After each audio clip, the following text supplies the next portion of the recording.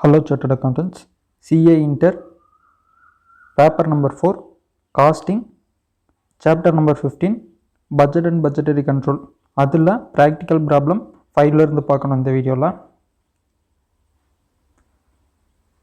Fifth sum, the accountant of manufacturing company provides you the following details for the year 21-22 ஒரு டீட்டெயில்ஸில் கீழே கொடுத்துருக்காங்க. என்னென்னா direct material, direct wages, fixed factory overheads, variable factory overheads, other variable cost, other fixed cost, profit எவ்வளோ, sales எவ்வளோ, அது கொடுத்துருக்காங்க அந்த details. During the year, the company manufactured two products A and B and the output and cost were. இந்த company என்னென்ன product produce பண்ணுறாங்கன்னா product A and product B அப்படின்னு 2 types of products வந்து ப்ரொடியூஸ் பண்ணுறாங்க. அதனுடைய டீட்டெயில்ஸ் கீழே கொடுத்துருக்காங்க. அப்போ மேலே கொடுத்தது வந்து டோட்டல் காஸ்ட்டாக இருக்கும், கீழே கொடுத்தது வந்து அதனுடைய பிரேக்கப் தான் இருக்கும். அவுட்புட் எவ்வளோ யூனிட்ஸ் வந்து அவுட்புட் ஆகுதுன்னா product A 2 lakh, product B வந்து 1 lakh. Selling price per unit எவ்வளோனா இது வந்து ப்ராடக்ட் ஏ வந்து 2 rupees, ப்ராடக்ட் பி வந்து 3.5. Direct material per unit 0.5, direct material per unit for product B 0.75, direct wages per unit வந்து 0.25, product பிக்கு வந்து 0.5. இது எப்படி இதை பிரேக்கப்னு கண்டுபிடிக்கலாம்னா செக் பண்ணிக்கலாம் நம்ம, ஏன்னா ரெண்டு ப்ராடக்ட் தான் பண்ணுறாங்க. அந்த 2 ப்ராடக்டோட டீட்டெயில்ஸு கீழே கொடுத்துருக்காங்க. அப்போ வந்து 2000 யூனிட்ஸ் வந்து ப்ரொடியூஸ் பண்ணுறாங்க. அந்த 2000 யூனிட்ஸ்க்கு வந்து 0.5 டைரக்ட் மெட்டீரியல் காஸ்ட் ஆகுதுன்னா 2 lakh into 0.5னா 1 lakh வரும். அப்போ வந்து 1 lakh into 0.75னா 75,000 வரும். அப்போ வந்து 1 lakh + 75,000 1,75,000 இருக்கணும். அதுதான் இங்கே வந்து டைரக்ட் மெட்டீரியலாக கொடுத்துருக்காங்க. ஸோ இதனுடைய பிரேக்கப் தான் மேலே இருக்கிறதுல அதனுடைய பிரேக்கப் தான் கீழே கொடுத்துருக்கிறது. Variable factory overheads is absorb as a percentage of direct wages. Okay, variable overhead எப்படி அப்சர்வ் பண்ணுறாங்கன்னா டைரக்ட் வேஜஸ் வச்சு அப்சர்வ் பண்ணுறாங்க. ஓவர் ஹெட் சாப்டரில் பார்த்த மாதிரி தான். எப்படி அப்படிங்கிறத வந்து சம்ஸ் பார்க்கும்போது உங்களுக்கு இன்னும் நல்லா புரியும். அதுக்கப்புறம் other variable cost have been computed as product A 0.25 per unit. இது வந்து other variable cost.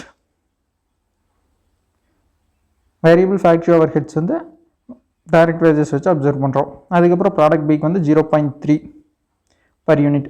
During 22-23 it is accepted that the demand for product A will fall by 25%. Demand வந்து 25% கம்மியாயிரும் அப்படின்னு சொல்லியிருக்காங்க. எதுக்குன்னா ப்ராடக்ட் ஏ. ப்ராடக்ட் பி வந்து 50% வந்து கம்மியாயிருன்னு சொல்லியிருக்காங்க. It is decide to manufacture a further product C the cost for which is estimated as follows.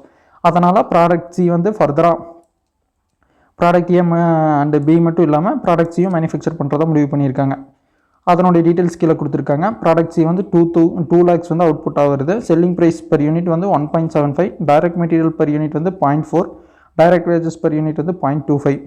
It is anticipated that the other variable cost per unit will be the same as the product A. Product ஏக்கு இருக்குல்ல, அதே மாதிரி தான் other variable cost வந்து சேமாக இருக்குது. நம்மளை என்ன கேட்டிருக்காங்க, prepare a budget to present to the management showing the current position and the positions for 22-23 cum அந்த கம்பேரிட்டிவ் ரிசல்ட்ஸ்.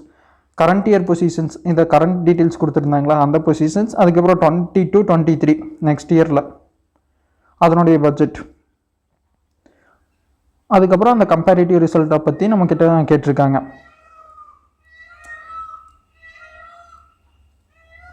ஆன்சர் பார்க்கலாம். 5th some. ஃபஸ்ட்டு என்ன பண்ணுவோன்னா positions for 21-22. So sales units அவங்களே கொடுத்துருந்தாங்க product A and product B. அது 22-23 வந்து 3 product வரும், ABC. எவ்வளோ சேல்ஸ் யூனிட்ஸ் கொடுத்துருக்காங்க அதை வந்து செல்லிங் ப்ரைஸ் இருக்குல்ல அது கூட இன்டூ பண்ணால் சேல்ஸ் கிடச்சிரும். அப்போ வந்து 2 lakh into 2 4 lakh வரும். 1 lakh into 3.5 3,50,000. Total sales value கொடுத்துருப்பாங்க மேலே ஒரு ஃபிகரில், அது வந்து 7,50,000 இருக்கும். அதே பொசிஷன் ஃபார் 22-23 வந்து 2 lakhலேருந்து 25% கம்மியாச்சுன்னா 50,000 வந்து கம்மியாயிடும். So 2 lakh minus 50,000 1,50,000. அதே 1 lakhலேருந்து 50% வந்து கம்மியாகுதுன்னு இருந்தாங்க ப்ராடக்ட் பி, அதனுடைய டிமாண்டு. ஸோ அவ்வளோதான் ப்ரொடியூஸ் பண்ணுவோம். சேல்ஸ் எவ்வளோ இருக்குன்னா 1 lakh minus 50% 50,000 இருக்கும். அதுக்கப்புறம் ப்ராடக்ட் சி எவ்வளோ அவுட்புட் இருக்குன்னா 2 lakh. ஸோ அந்த அமௌண்ட் இங்கே போடுறோம். நெக்ஸ்ட் வந்து பர் யூனிட்டால் அப்படியே இன்டூ பண்ணுறோம். பர் யூனிட் செல்லிங் ப்ரைஸ் இருக்குல்ல, அதால் இன்டூ பண்ணுறோம். 1,50,000 இன்டூ 2 3,00,000. 50,000 இன்டூ 3.5 1,75,000. 2,00,000 இன்டூ 3.5 2,00,000 இன்டூ 1.75 கொஸ்டினில் கொடுத்துருந்தது தான் 1.75. ஸோ 3,50,000. டோட்டலாக பார்த்தோன்னா சேல்ஸ் வேல்யூ எவ்வளோ இருக்குன்னா 8,25,000. இது வந்து 22-23ல் 21-22ல் வந்து 7,50,000 இருக்கும். டைரக்ட் மெட்டீரியல் எவ்வளோன்னு கொடுத்துருக்காங்க 2,00,000 இன்டூ 0.5 1,00,000 இன்டூ 0.75 75,000. டோட்டலாக வந்து 1,75,000. நெக்ஸ்ட் இயரில் வந்து எவ்வளோ இருக்குன்னா 1,00,000 மெட்டீரியல் காஸ்ட் வந்து அவங்க கொடுத்துருந்தாங்களா, அதெல்லாம் சேமாக தான் இருக்கும். ப்ராடக்ட் சிக்கு மட்டும் மெட்டீரியல் காஸ்ட் எவ்வளோன்னு பார்த்துட்டோன்னா கொஸ்டினில் கொடுத்துருந்தாங்களா, அதால் அப்படியே இன்டூ பண்ணால் வேலை முடிஞ்சு. கொஸ்டினில் 1.75 கொடுத்துருக்காங்க செல்லிங் ப்ரைஸ். அதுக்கப்புறம் டைரக்ட் மெட்டீரியல் பர் யூனிட் எவ்வளோனா 0.4. டைரக்ட் வேஜஸ் வந்து 0.25. நீங்கள் ஒன்று நோட் பண்ணிங்கன்னா அங்கே டோட்டல் காஸ்ட்டுன்னு போடுறோம்ல 21-22க்கு, அது இது கூட இருக்கிற ஃபிகர்ஸ் கூட மேட்ச் ஆகும், இங்கே இருக்கிற ஃபிகர்ஸ் கூட மேட்ச் ஆகும். அதனால தான் இதனுடைய பிரேக் வந்து அது அப்படின்னு சொன்னேன்.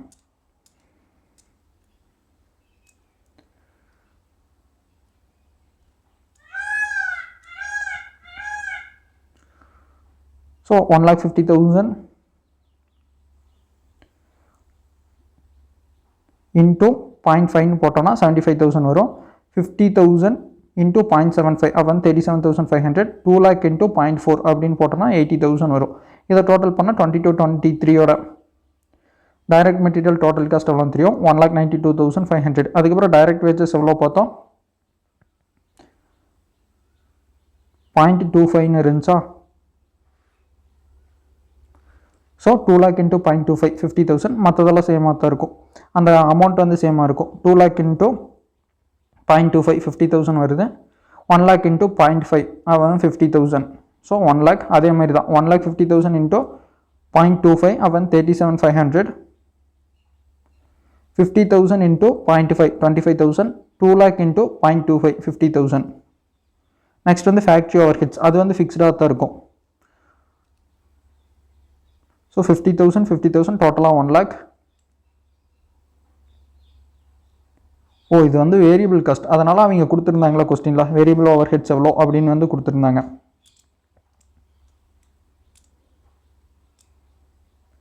எங்கே கொடுத்துருக்காங்கன்னா வேரியபிள் ஓவர் ஹெட்ஸ்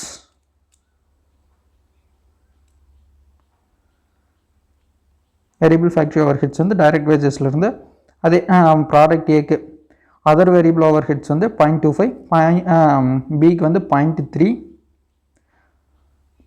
ப்ராடக்ட் சிக்கு என்ன எடுத்திருக்காங்கன்னா ப்ராடக்ட் ஏ மாதிரி அதை எடுத்திருக்காங்க.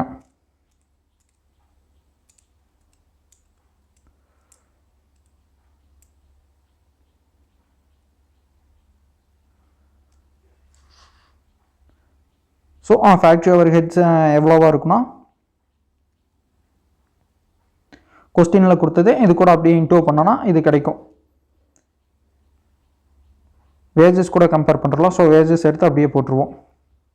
ஃபேக்ட்ரி ஓவர் ஹெட்ஸ் 50,000, இங்கே வந்து 75,000 இருக்கா, இங்கேயும் 50,000 தான் இருக்குது. ஸோ இது ரெண்டும் சேமாக தான் இருக்கும், இது எல்லாமே சேமாக தான் இருக்கும்.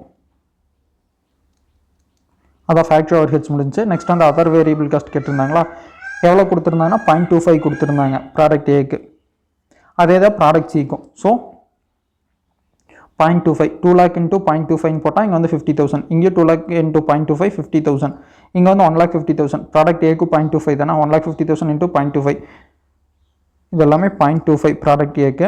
நெக்ஸ்ட் வந்து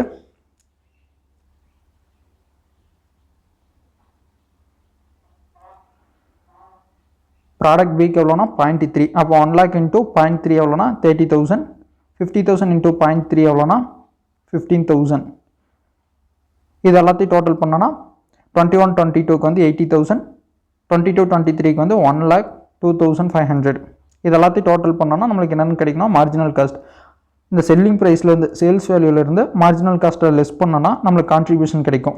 அந்த கான்ட்ரிபியூஷன்லேருந்து ஃபிக்ஸ்டு காஸ்ட்டாக கொடுத்துருந்தாங்களா, ஃபேக்ட்ரி காஸ்ட் ஃபிக்ஸ்டு எவ்வளோன்னு கொடுத்துருந்தாங்க 1,00,000. அதுக்கப்புறம் அதர் ஃபிக்ஸ்டு காஸ்ட் எவ்வளோனா 80,000. இது ரெண்டையும் செப்பரேட் பண்ணால் இதுவும் தான் அது அடுத்த வருஷம் இது சேமாக தான் இருக்கும். ஸோ 1,80,000 இந்த கான்ட்ரிபியூஷன் 2 இயருக்கும் கண்டுபிடிப்போம், 21-22க்கும் 22-23க்கும். அதை கண்டுபிடிச்சிட்டு அதுலேருந்து ஃபிக்ஸ்டு காஸ்ட்டை லெஸ் பண்ணிட்டோன்னா நம்மளுக்கு என்ன கிடைக்கணும், ப்ராஃபிட் எவ்வளோன்னு கிடைக்கும். இந்த ப்ராஃபிட்டை வச்சு நம்ம கீழே கமெண்ட் பண்ணணும். Introductions of product C is likely to increase profit by 10%. இது வந்து ப்ராடக்ட் சியை வந்து இன்ட்ரடியூஸ் பண்ணியிருக்காங்க 22-23ல். அதனால் நம்மளுக்கு எவ்வளோ ப்ராஃபிட் ஆகுதுன்னா 1,15,000லேருந்து 1,25,000 ப்ராஃபிட் இன்க்ரீஸ் ஆகுது. அப்போ எவ்வளோ இன்க்ரீஸ் ஆயிருக்குன்னா 10,000. ஸோ அதை தான் நம்ம கமெண்டாக சொல்கிறோம்.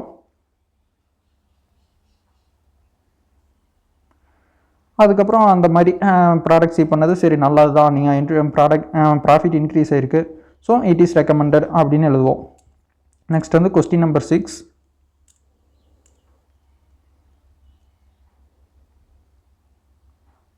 TQM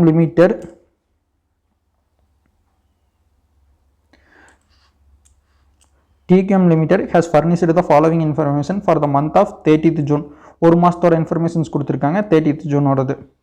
இங்கே என்னென்னலாம் கொடுத்துருக்காங்கன்னா மாஸ்டர் பட்ஜெட், அதுக்கப்புறம் ஆக்சுவல் வேரியன்ஸ் எவ்வளோ வந்திருக்கு அப்படின்னு கொடுத்துருக்காங்க. இங்கே நோட் பண்ண வேண்டியது units produced and sold. Master பட்ஜெட்டில் வந்து 80,000க்கு இருக்குது, இது பட்ஜெட் தானே. ஆக்சுவல் வந்து 72,000. நம்ம கம்பேர் பண்ணுறதுக்கு வந்து யூனிட்ஸ் வந்து சேமாக இருக்கணும், அப்போ தான் கம்பேர் பண்ண முடியும். அப்போ வந்து நம்ம 80,000 இருக்குல்ல, அதை ஃப்ளெக்சிபிள் பட்ஜெட் மாதிரி 72,000க்கு எவ்வளோ இருக்கோ அப்படிங்கிறத வந்து ஃபைன் பண்ணணும். அந்த 72,000க்கு பட்ஜெட்டை கம்பேர் பண்ணி 72,000க்கு ஃப்ளெக்சிபிள் பட்ஜெட் போடணும். அதுக்கப்புறம் அந்த ஆக்சுவல் பட்ஜெட்டை கம்பேர் பண்ணணும். அதுக்கு வர வேரியன்ஸை தான் நம்ம கன்சிடர் பண்ணிக்கணும். ப்ரீவியஸ் சம்ஸ்லேயே இந்த மாதிரி பார்த்துருக்கோம். சேல்ஸ் எவ்வளோன்னு கொடுத்துருக்காங்க. நெக்ஸ்ட் வந்து direct material, direct wages, variable overheads, fixed overheads. வேறு என்னது இன்ஃபர்மேஷன்ஸ் கொடுத்துருக்காங்கன்னா the standard cost of the product are as follows. Standard காஸ்ட்னா budgeted cost per unit. Per யூனிட்டுக்கு ஸ்டாண்டர்ட் காஸ்ட்டாக இருந்தாலும் சரி, பட்ஜெட்டட் காஸ்ட்டாக இருந்தாலும் சரி, பர் யூனிட் வந்து சேமாக தான் இருக்கும். Actual result for the month showed that 78,400 kg of the material were used. ஆக்சுவலாக எவ்வளோ யூஸ் பண்ணியிருக்காங்கன்னா 78,400 kgs ஆஃப் மெட்டீரியல் யூஸ் பண்ணியிருக்காங்க. லேபர் வந்து 70,400 ஹார்ஸ் யூஸ் பண்ணியிருக்காங்க.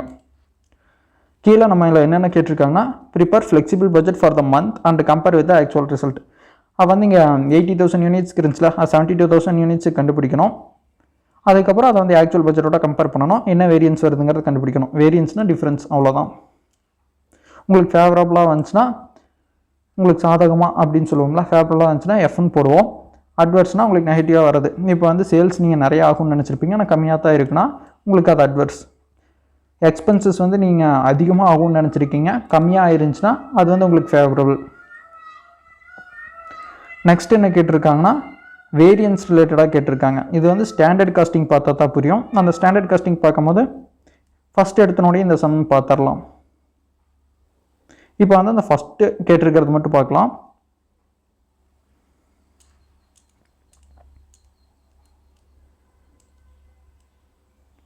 $80,000 யூனிட்ஸ் இருக்கா, ஸோ அதை வந்து 70,000 யூனிட்ஸுக்கு மாற்றணும்.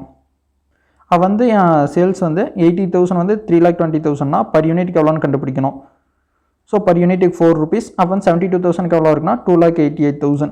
இதை வந்து சிம்பிளாக போடுறதுன்னா இப்படி கூட போகலாம், 2,20,000. இந்த ஃபார்மேட் மாதிரி போட்டிங்கன்னா பார்க்குறதுக்கு நல்லாயிருக்கும், ஒரு ஃபார்மேட்டாக இருக்கும். 3,20,000 இது எவ்வளோ யூனிட்ஸுக்குனா 80,000 யூனிட்ஸ்க்கா. எனக்கு எவ்வளோ தேவைங்கிறத இங்கே இன்டூ பண்ணுற மாதிரி இருக்கும். 72,000 இது இப்படி போட்டிங்கனாலும் 2,88,000 வந்துடும். நெக்ஸ்ட் என்ன கேட்டிருக்காங்க டைரக்ட் மெட்டீரியல், அது நம்ம கண்டுபிடிக்கணும் 72,000க்கு. ஸோ 80,000 யூனிட்ஸ்க்கு 80,000னா 72,000க்கு 72,000 பர் யூனிட் வந்து எவ்வளோ இருக்குன்னா 1 rupees இருக்கும். டைரக்ட் வேஜஸ் வந்து 80,000க்கு 1,20,000னா பர் யூனிட்டுக்கு 1.5 இருக்கும்.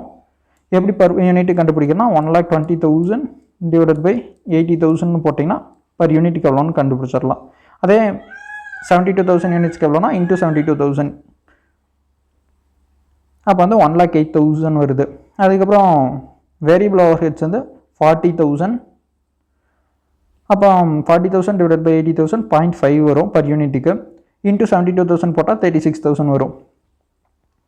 இதை என்ன பண்ணணும்னா ஆக்சுவல் யூனிட்ஸ் கூட கம்பேர் பண்ணணும்.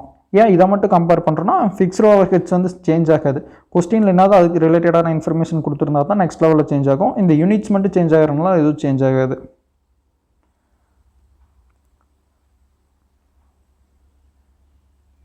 ஸோ இதை கம்பேர் பண்ணுறோம். இங்கே வந்து சேல்ஸ் எவ்வளோ ஆயிருக்கணும், 2,88,000 ஆயிருக்கணும். ஆனால் 2,80,000 தான் இருக்குது. இது வந்து ஆக்சுவலாக கொஸ்டினில் கொடுத்தது அப்படியே எழுதுறோம். Actual for 72,000 units. First master budget, அதுக்கப்புறம் ஃப்ளெக்சிபிள் பட்ஜெட், அதில் வந்து பர் யூனிட்னு போட்டுக்கிறோம். நெக்ஸ்ட் வந்து வேரியன்ஸ் லாஸ்ட்டாக கண்டுபிடிக்கிறோம். ஆக்சுவல் எழுதிட்டேன்.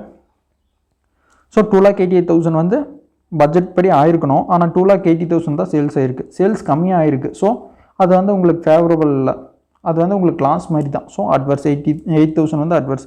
டைரக்ட் மெட்டீரியல் வந்து 72,000 தான் கன்சியூம் பண்ணியிருக்கணும். ஆனால் 73,600 எக்ஸ்பென்சஸ் அதிகமாக இருக்குது. ஸோ அதுவும் உங்களுக்கு ஃபேவரபுளாக இல்லை. ஸோ அது அட்வர்ஸ்ன்னு சொல்லுவோம். டைரக்ட் வேஜஸ் 1,08,000 ஆயிருக்கணும். ஆனால் 1,04,800 தான் இருக்குது. ஸோ 3,200 உங்களுக்கு வந்து சாதகமாக இருக்குது, அதாவது ஃபேவரபுளாக இருக்குது. ஸோ எஃப்னு போடுறோம். நெக்ஸ்ட் வந்து வேரியபிள் ஓவர்ஹெட்ஸ் 36,000 தான் ஆயிருக்கணும், அதிகமாக இருக்குது. 37,600 எவ்வளோ அதிகமாக இருக்குன்னா 1,600. ஸோ 1,600 வந்து அட்வர்ஸ்.